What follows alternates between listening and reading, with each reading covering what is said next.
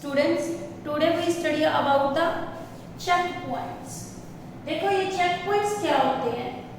Check points यानी कि check करना कि कैसे एक स्टेज दूसरी स्टेज में कन्वर्ट हो रही है। जैसे आपको पता है एक इंटरफेस हमने की, दूसरी हमने एंड फेस की, कि इनमें कहाँ पे ये पॉइंट्स प्रेजेंट है और कैसे कैसे एक सेल साइकिल क्या होता है, रेगुलेट होता है। सेल साइकिल की रेगुलेशन जो होती है वो किसकी हेल्प से होती है? With the help of check points.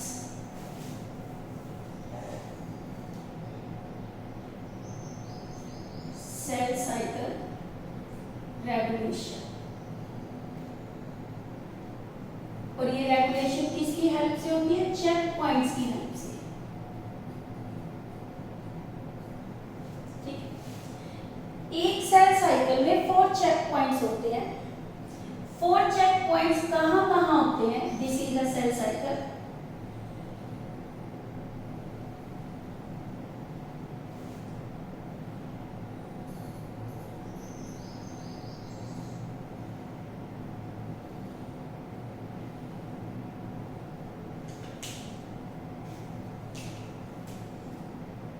M phase, G1, S and G2।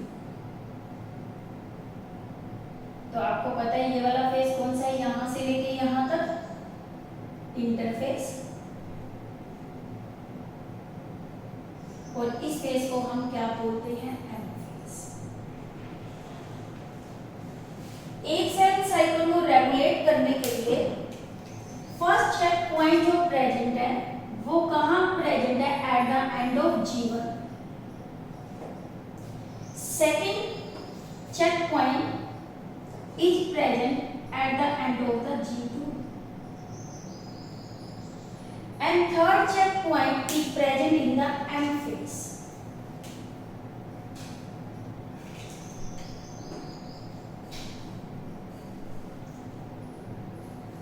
M phase has the 4 phase.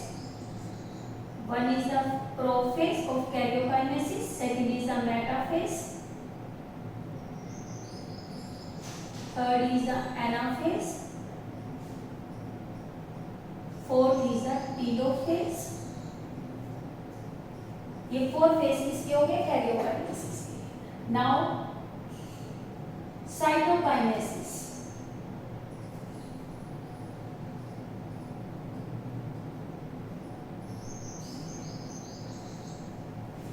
और थर्ड चेक पॉइंट इसमें जो प्रेजेंट होता है वो कहाँ होता है? मेटाफेज और एनाफेज के बीच। First check point at the end of the G1 phase, it is called G1 cyclin. G1 cyclin क्यों बोल रहे हैं इसको? क्योंकि ये G1 साइकिल में क्या करता है? लाई करता है।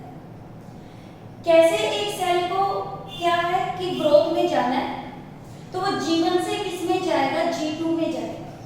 और इस केस में ये चेक पॉइंट G1 को प्रमोट करता है कहां? S फेस के अंदर। जो ये फर्स्ट चेक पॉइंट है, इस चेक पॉइंट को हम क्या बोलते हैं? रेस्ट्रिक्शन चेक पॉइंट भी बोलते हैं। Restriction check point, restriction point भी बोल देते हैं। इसे हम स्टार्ट पॉइंट भी बोलते हैं। ये सारे नाम किसके हैं? G1 cycle. रेस्ट्रिक्शन वर्ड जो आता है वो किसमें आता है? यूकेरियोट्स में। जितने भी हाई यूकेरियोट्स हैं उधर रेस्ट्रिक्शन बोलते हैं, क्योंकि ये रेस्ट्रिक्टेड है। यहाँ सेल कमिटेड करती है किसके लिए? सेल डिवीजन के लिए। स्टार्ट पॉइंट कहाँ पे होता है? ये सेल के अंदर। वहां पर हम G1 साइक्लिंग और रेस्ट्रिक्शन यूज नहीं करते, क्या हम यूज करते हैं? Start point. अब देखो जो G1 साइक्लिंग है इसका काम है कि सेल को एंटर करवा देना किसके अंदर? S फेस में। जितना भी हमारा G1 साइक्लिंग होता है, ये चेक पॉइंट, ये मेजर चेक पॉइंट है, मेन चेक पॉइंट। और इन चेक पॉइंट्स के आगे बढ़ यहाँ G1 साइक्लिंग लगाया है। साइक्लिंग्स क्या होते हैं? प्रोटीन्स होते हैं। What are the cyclins? Cyclins are the proteins जो एक्टिवेट करते हैं दैट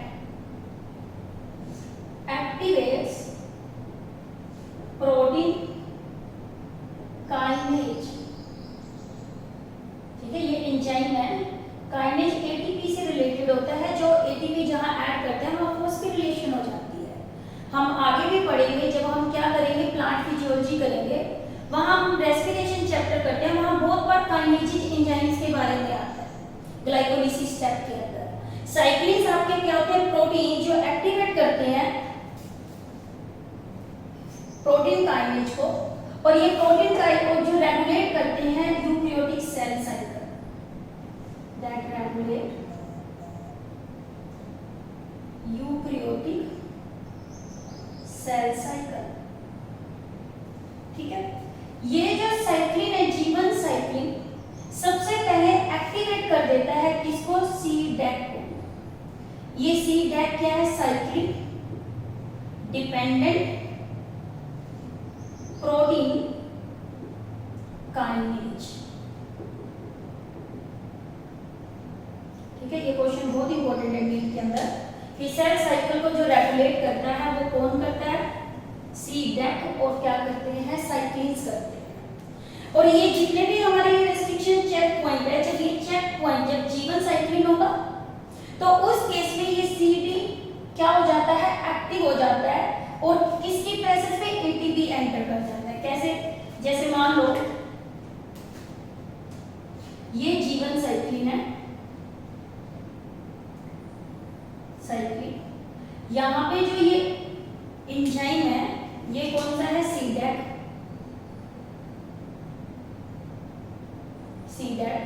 और इधर जो प्रेजेंट है वो क्या है आपका ATP। पहले हमने जीवन साइक्लिन डाला, साथ में हमने इसमें क्या डाल दिया, ATP डाल दिया, तो ये वाला C-DAC इसके पास क्या हो गया आपका, इसके साथ अटैच कर गया, और ATP जब डाला वो कन्वर्ट किस में हो गया, ADP में, और इसके साथ यहाँ पे जो ऐड हो गया वो कौन हो गया, फॉस्फेट हो गया। ये तो क्या है, फॉस्फेट, और ये वाला क्या है, जीवन साइक्लिन, और ये आपका क्या था, C-DAC। ये इस केस में अब C-DAC क्या हो गया, एक्टिव। जब ये एक्टिव हो गया सेल ट्रांजिट कर गई कहां, जीवन से S फेस में। जैसे ही इस फेस का क्या आ गया, एंड आ गया, जीवन साइक्लिन क्या हो गया, डिग्रेडेड हो गया, और C-DAC यहाँ पे क्या हो गया, इनएक्टिव हो गया। ऐसे एक सेल क्या करती है, ट्रांसमिट हो जाती है वन फेज से किस पे, दूसरे फेज के अंदर। क्या क्या बताया आपको कि जो जीवन साइक्लिन है ये मेन चेक पॉइंट है जो ट्रांजिशन करता है जीवन को कहां पे, S पे। सबसे पहले इसका काम है जीवन साइक्लिन का एक्टिवेट कर देना प्रोटीन काइनेज को, यानी C-DAC को। जब ये इसके साथ ऐड हो जाता है तो ये इसको एक्टिव करके इसको क्या कर देता है, फॉस्फोरिलेट कर देता है, और जिसकी वजह से ट्रांजिशन हो जाता है, एनर्जी रिच बन जाता है ये, और सेल ट्रांजिट कर जाती है और ये जीवन में एंटर करती है। अब हम कहेंगे इस चेक पॉइंट का क्या काम है। जीवन जो साइक्लिन जो चेक पॉइंट है, इस स्टेज पे ये चेक करता है DNA डैमेज को। मान लो कोई सेल के अंदर जो DNA पड़ा है वो डैमेज है, तो ये वाला साइक्लिन इसको S फेस में नहीं जाने देगा, ताकि सेल डिवीजन में ना जाए और वो अपनी ग्रोथ को क्या कर ले, रोक ले। क्योंकि डैमेज DNA क्या कोज करता है, एरर्स कोज करता है। इसकी वजह से डिफरेंट टाइप से आपको पता है, जैसे कैंसर हो जाना, ये सारे इसकी वजह से होने क्या हो जाते हैं, शुरू हो जाते हैं। सेकंड ये चेक करता है इसमें प्रॉपर एंजाइम्स, प्रोटीन और ATP प्रेजेंट है या नहीं, और इस तरह से जब ये करेक्ट है, जीवन साइक्लिन एक्टिव हो जाएगा, DNA नॉर्मल है, तो वो ट्रांजिशन हो जाएगी जीवन फेज से कहां, S फेज में। अब देखो जब यहाँ पे हम S फेज में चले गए, S फेज आपको पता है क्या काम करता है, DNA की रेप्लिकेशन करता है। ठीक है, जो सेकंड चेक पॉइंट है ये कौन सा है आपका, इसे फर्स्ट चेक पॉइंट भी बोल देते हैं कहीं कहीं पे हम, फर्स्ट चेक पॉइंट, और ये वाला कौन सा है, सेकंड चेक पॉइंट। ठीक है, इस चेक पॉइंट का मेन काम क्या है, ये चेक करना कि जो सेल एंटर कर गई है S फेज में उसका DNA रेप्लिकेशन हुआ है या नहीं हुआ। ठीक है, क्या बताया आपको, सेकंड चेक पॉइंट में क्या काम कर रहा है, सेकंड चेक करता है कि इसमें DNA रेप्लिकेशन हुई है या नहीं हुई। ये काम कौन करता है, सेकंड चेक पॉइंट करता है। और second check point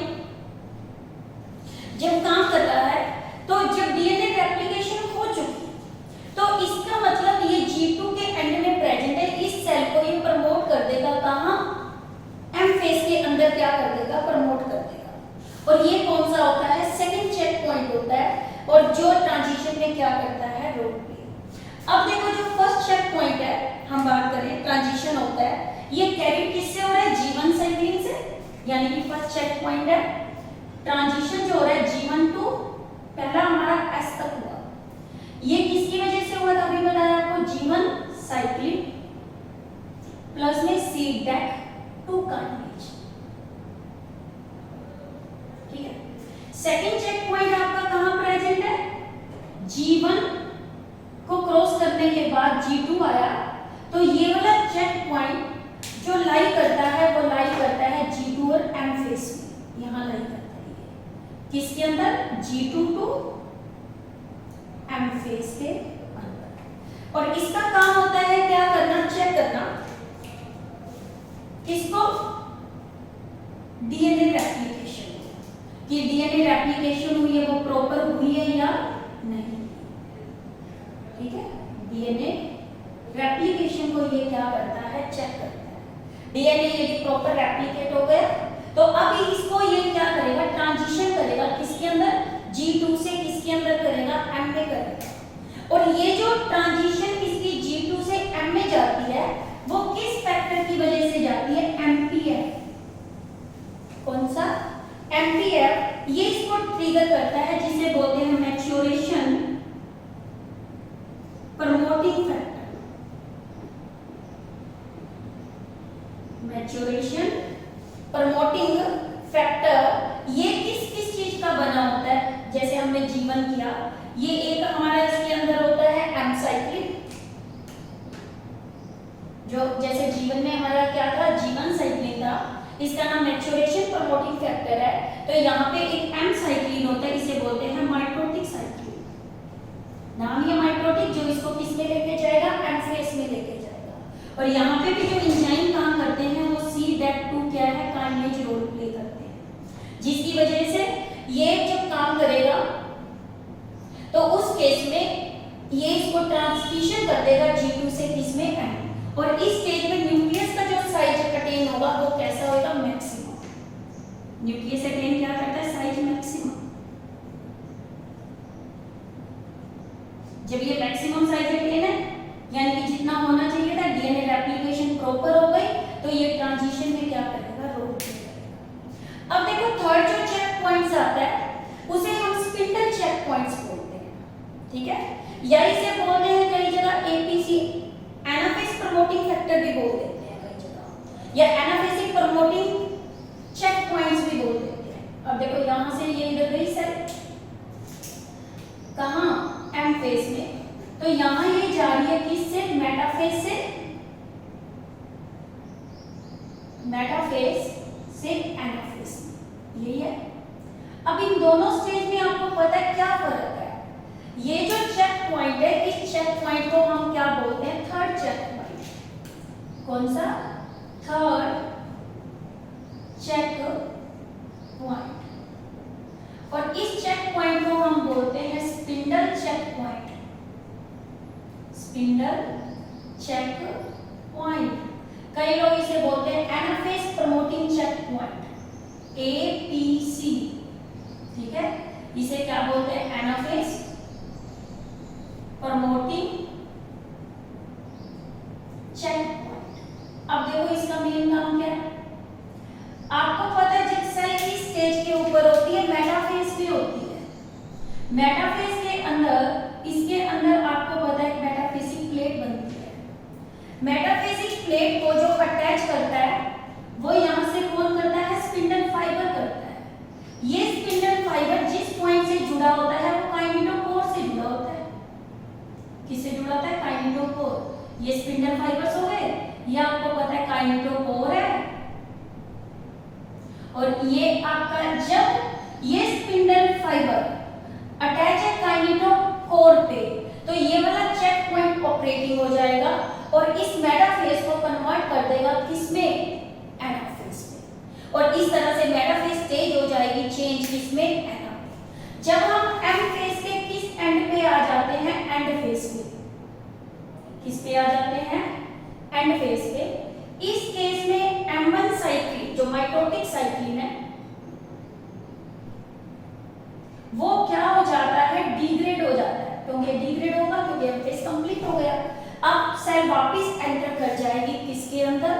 G1 phase में।